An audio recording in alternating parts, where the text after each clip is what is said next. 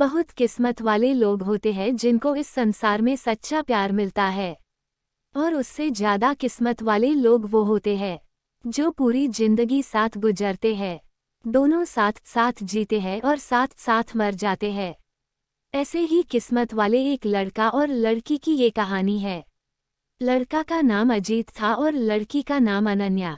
दोनों एक दूसरे से हद से ज्यादा प्यार करते थे। दुनिया की नज़र में वो प्रेमी जोड़े की तरह थे, पर उन्होंने एक दूसरे को कभी प्रपोज नहीं किया था। दोनों एक दूसरे को अपना बहुत अच्छा दोस्त समझते थे और ऐसे ही वक्त गुजरता चला गया। दोनों एक दूसरे के साथ इतने खुश थे कि उनको किसी और की जरूरत ही नहीं पड़ती थी। हमेशा एक दूसरे के साथ वक्त गुजरा करते थे। एक दिन सुबह से लेकर शाम तक अनन्या अजीत को कॉल और एसएमएस करती रही, पर अजीत का कोई रिप्लाई नहीं आया। अनन्या बहुत परेशान और बेचैन हो गई। सुबह से उसने अजीत को न जाने कितने कॉल और एसएमएस किए, पर उसको कोई जवाब नहीं मिला। इसके बाद भी जब अजीत का कोई रिप्लाई नहीं आया तो अनन्या जोर जोर से रोने लगी और पता नहीं कब वह रोते रोते सो गई। दूसरे दिन जब अदिति की आंख खुली तब उसने सबसे पहले फोन को उठाया और देखा उसमें एक मिस कॉल थी जो अजीत की थी। अनन्या ने बिना कुछ सोचे समझे तुरंत अजीत को फोन लगाया। जैसे ही कॉल रिसीव हुआ वह जोर जोर से चिल्लाने लगी, तुम्हें हो क्या गया है? कल मैंने कितने कॉल और मैसेज किए, तुमने एक का भी रिप्लाई नहीं दिया। तुम समझते क्या हो और ना जाने क्या क्या। वो एक ही सांस में बोलती चली गई। अजीत ने बड़ी शांति से उत्तर दिया, देखो कल मैं बहुत बिजी था और मैं अब रोज रोज तुमसे बात नहीं कर सकता।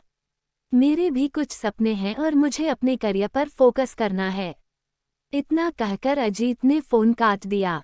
अनन्या के पैरों तले से जमीन खिसक गई।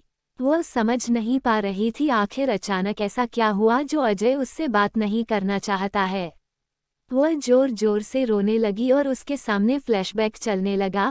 अजीत के इस बदले हुए रूप के बारे में उसने कभी सपने में भी नहीं सोचा था। जैसे जैसे वह बातें याद करती वैसे वैसे उसकी आंखों से आंसू गिरते चले जाते। अनन्या की नज़रों के सामने अजीत के साथ गुजारे एक एक पल की तस्वीर ऐसे घूम रही थी जैसे दोनों कल ही मिले हों, पर ये दोनों जानते थे उनका रिश्ता 7 साल से ज़्यादा पुराना है।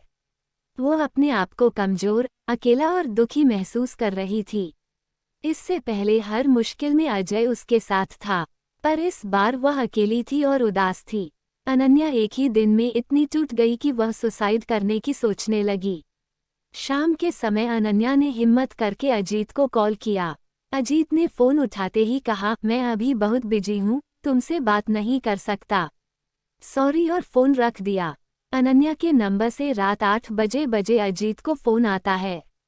फ़ोन सुनकर अजीत जोर जोर से रोने लगता है और कहता है, ये सब मेरी गलती है, मेरी गलती से ये सब हुआ है, इसका जिम्मेदार बस मैं हूँ, और रोते हुए घर से हॉस्पिटल के लिए निकल जाता है।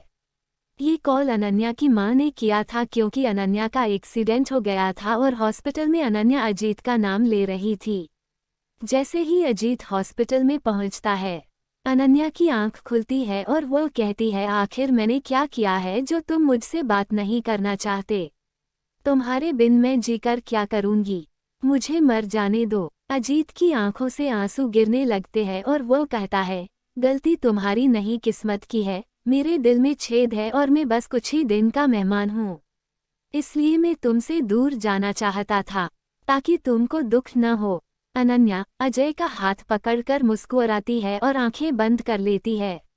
अनन्या के चेहरे पर सुकून झलकता है और वह अपनी आखिरी सांस अजीत के साथ लेती है। थोड़ी ही देर में अजीत को हार्ट अटैक आ जाता है और अजीत भी दुनिया छोड़ देता है।